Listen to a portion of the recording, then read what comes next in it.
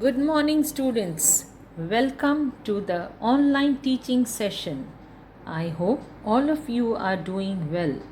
Dear students, I am sure you must have revised your lesson well and completed your work assignment with ease.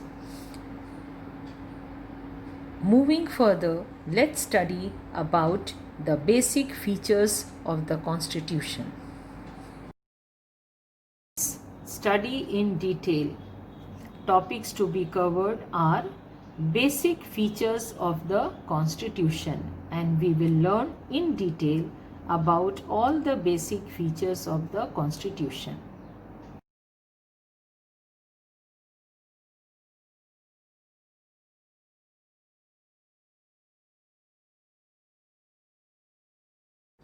Let's study about the basic features of the Constitution. Written document. Except Britain and Israel, India, along with other nations of the world, have their constitution in written form. Considering the social, geographical, diversified circumstances. The prehistorical notions, the Constituent Assembly has kept the drafted commission in written form. Size of the Constitution.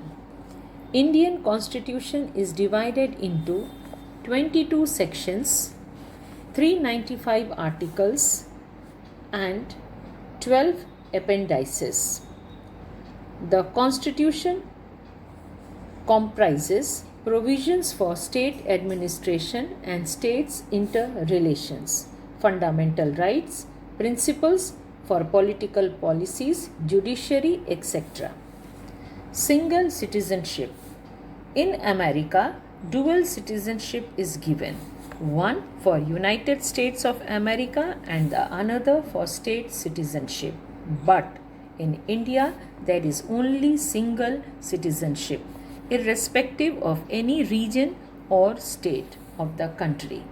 Only citizens of Jammu Kashmir have dual citizenship, one for India and another for the state of Jammu Kashmir. Let's study about the center with strong federal structure. India is a union of states. There is nowhere any reference of the word federal in the Constitution.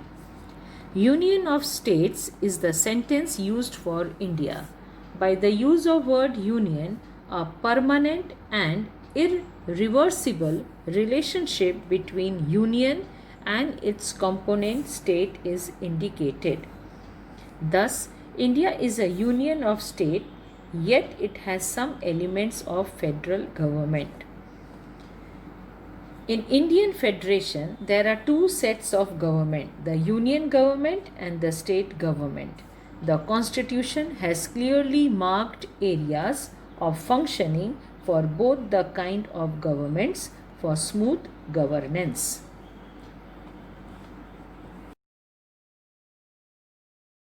The Constitution demarcates the power of the central and the state government into different lists of subjects.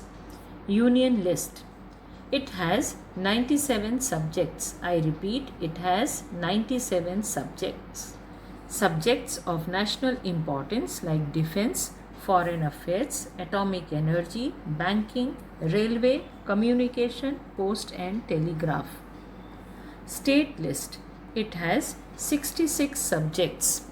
The state is responsible for completing all this list. It has agriculture, irrigation, state government institution, health, land, interstate trade and commerce are included here. Concurrent list. In addition to this, the Constitution provides for a third list that is called the concurrent list, which consists of subjects of common concern both to the center and the state government. It has 47 subjects. The list includes subjects like criminal and civil procedure, marriage and divorce, education, economic planning, trade union, etc. Residuary powers. The subjects which are not specifically allotted to union or state are included in residuary powers. The central government is given the power to legislate to work on these residuary subjects. As for example, export import, income tax, all these major taxes are decided by the central government. Under this, the unified arrangement during crisis also comes. There are three provisions for emergencies in Constitution of India. National emergency can be declared at the time of war, external attack or armed rebellion. Due to law and order breakdown, the state cannot function according to the constitution, so constitutional emergency is declared. Due to the increase in prices, there is monetary value erosion. At that time, financial emergency is declared, and the central government has been given the power as a residuary power to take action and enforce the law.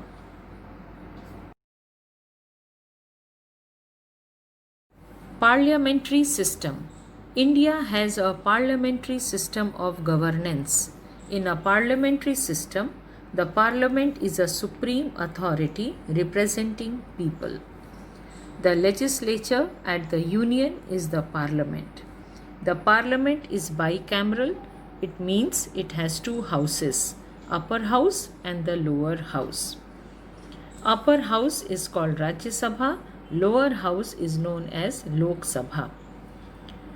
Though the government is carried out in the name of president at the union and governor in the states, actual administration is carried by the Council of Ministers headed by the Prime Minister at the union and the Chief Minister in the states. The Council of Ministers is responsible to the legislature because they are the representatives of the people. The President selects 12 people who are the experts and experienced from various fields for Rajya Sabha. Rajya Sabha is a permanent house in which 1/3 members they retire every 2 years. Thus, each member has 6 years of tenure in Rajya Sabha and the Lok Sabha has a tenure of 5 years. Independent and impartial judiciary. The Constitution has provided for the establishment of an independent and impartial judiciary. There is Supreme Court at the top. Then there are high courts at the states, and under its jurisdiction are the district courts at district level, and at the taluka level there are local and special courts. The judgment of Supreme Court are binding to all the subordinate courts of the nation. In case of conflict between the union and the state government, matters relating to constitution and interpretation of states, the final decision is vested with Supreme Court. The Supreme Court is the protector and guardian of the Constitution. Judicial review is the chief characteristic of the Constitution. If the court finds any discrimination in the external orders, the court can give its review, and the High Court and the other subordinate courts, they have to abide by the given justice. Fundamental rights and duties. Fundamental rights are conferred to the people of India by the Constitution to live a dignified life. The most valuable capital of our country is in the overall development of nation, which further lies in the fundamental duties and rights. right to constitutional remedies, and for the children 6 to 14 years of age, right to educate are also made available. Universal adult suffrage. In India, we have a system of adult suffrage which is flexible. According to that, any citizen who is above 18 years of age, I repeat, who is above 18 years of age and have possesses the right to vote in the election of parliament, legislative assemblies, or local self-government bodies without any discrimination of education, property, and economic standard. Fundamental rights and duties. Fundamental rights are directive principles of state policy. Protection of people, security, and welfare should be carried out by the states. These principles provide direction for the state governances and policy making, so they are called as directive principle. Provision for backward section and tribes. To uplift and include backward sections and tribes and deprived class is the mainstream. There are specific provisions in the Constitution. Reserved seats are allocated in legislature and local self-governing bodies election to provide representation. To uplift them in mainstream, there are specific provisions in the Constitution. Optimistic policies and shielding policies are made for the upliftment.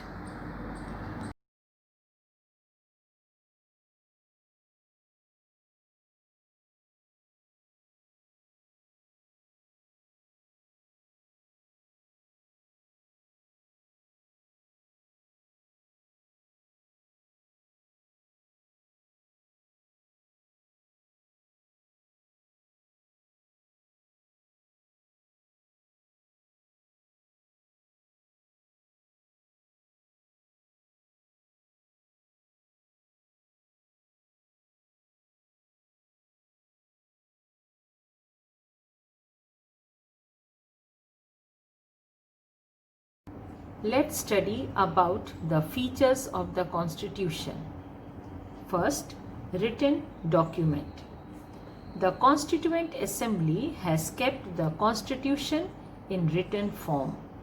It is the largest, extensive, and detailed written document, considering the social, geographical, diversified circumstances.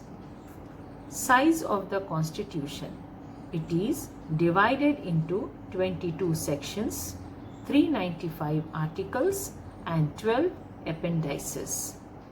Topics related to state administration, states' interrelations, fundamental rights, judiciary, election commission, minorities, scheduled caste, and deprived groups are mentioned here. Single citizenship.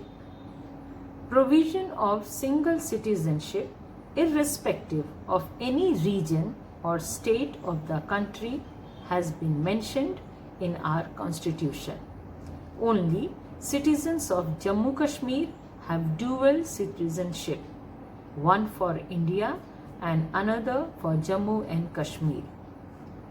America has a dual citizenship. Fourth point, the center with strong federal structure. India is a union of states. There are two governments. Union government at Delhi and the state government in every states. Altogether, we are having 29 states, so 29 state government. The Constitution has clearly marked the functioning for both the kinds of government.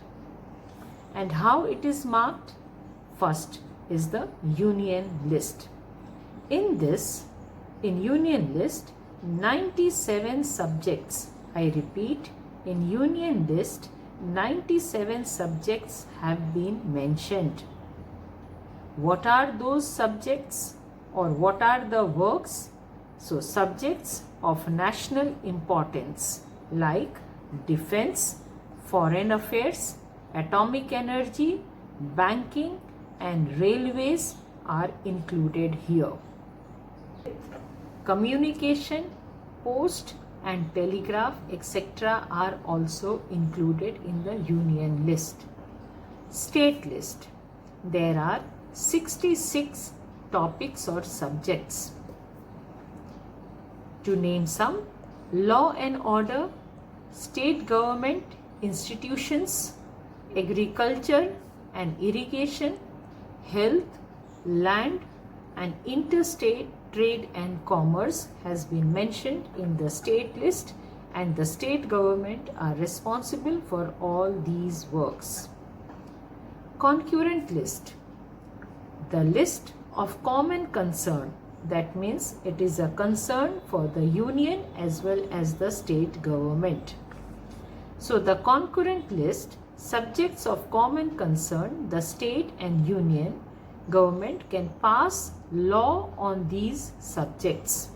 Altogether, there are 47 subjects. Subjects like criminal and civil procedure, marriage and divorce, education, economic planning, trade union, all these are in the concurrent list. Another important feature of our constitution is unified arrangement during crisis. There are 3 provisions. National emergency can be declared at the time of war, external attack or armed rebellion. I repeat, a national emergency can be declared at the time of war, external attack and armed rebellion. At the time of law and order breakdown. Monetary value erosion due to increase in prices.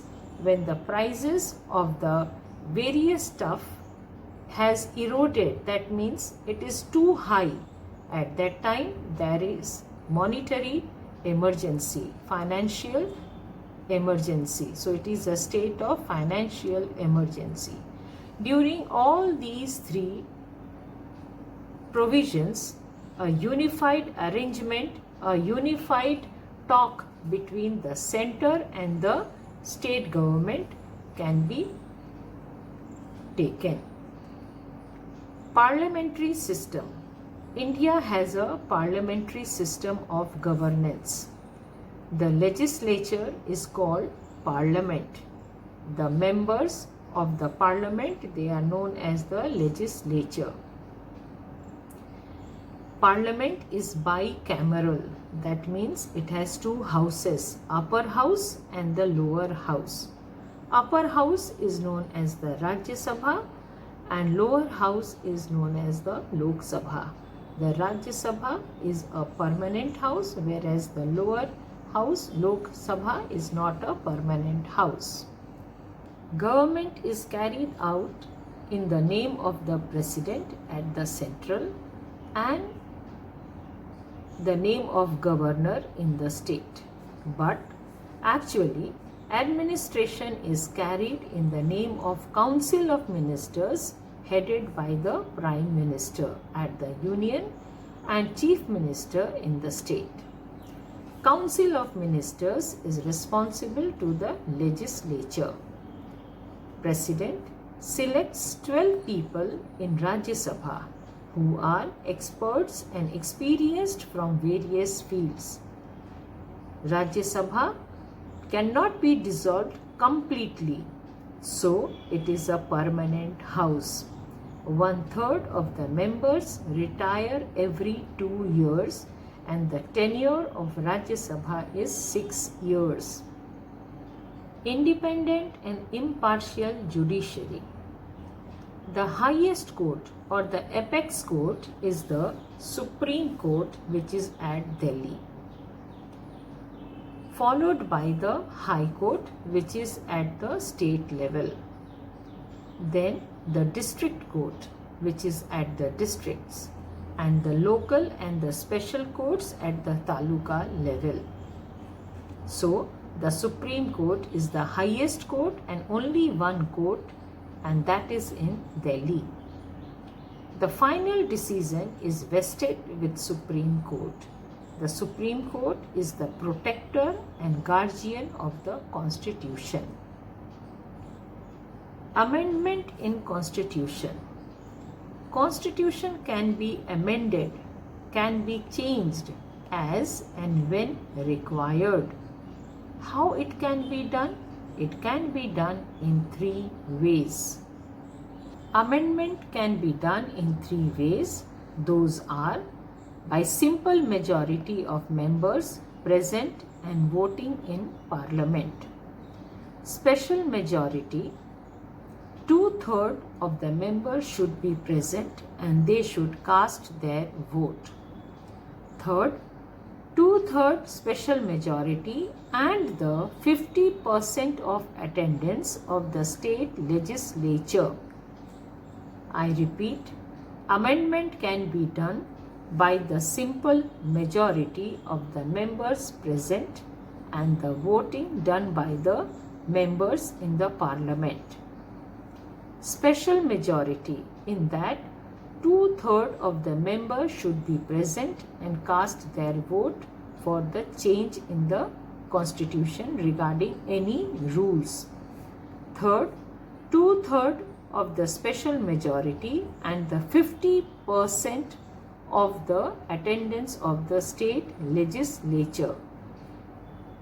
Of all these three provisions, an amendment can be done in the Constitution. Universal adult suffrage.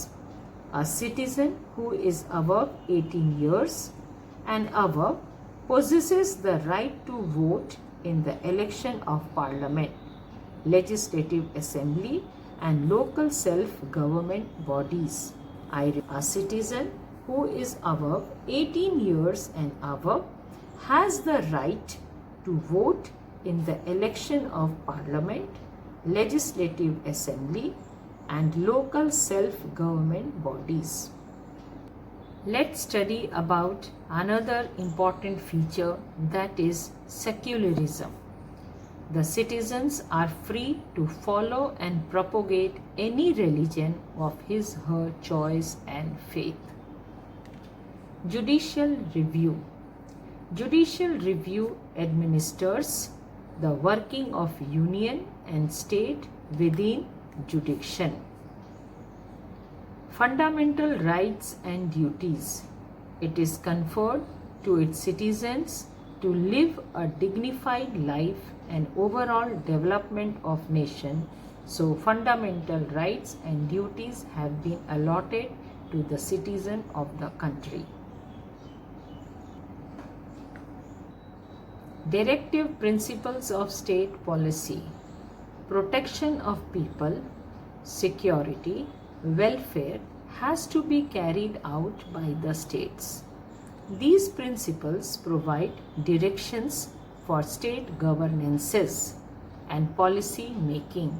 Hence, it is called as the directive principles.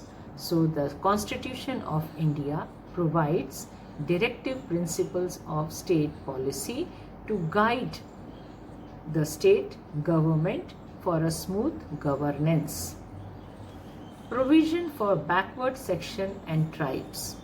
To uplift the backward section and tribes in the mainstream, there are specific provisions in the Constitution.